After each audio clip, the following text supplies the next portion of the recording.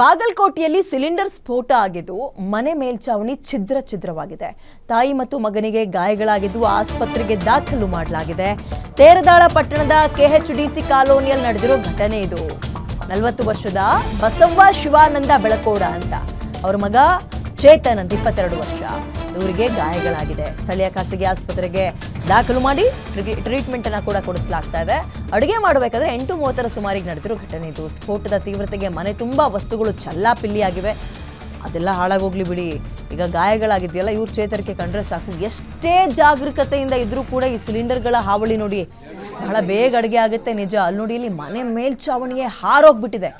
ಅದರ ಫೋರ್ಸ್ ಇನ್ನು ಹೆಂಗಿದೆ ಅಂತ. ಅದೃಷ್ಟ ಏನಪ್ಪ ಅಂದರೆ ಅವ್ರಿಗೇನಾಗಲಿಲ್ವಲ್ಲ, ಅಂದರೆ ಚಿಕ್ಕ ಪುಟ್ಟ ಗಾಯಗಳಾಗಿದೆ ಅಂತ ಇದ್ದಾರೆ.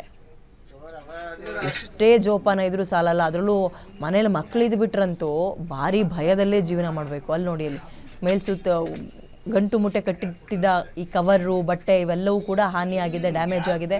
ಮೇಲ್ಚಾವಣಿನೇ ಇಲ್ಲ, ರೂಫೇ ಇಲ್ಲ, ಅಲ್ಲಿಗೆ ಹೆಂಚು ಪೂರ್ತಿ ಡ್ಯಾಮೇಜು.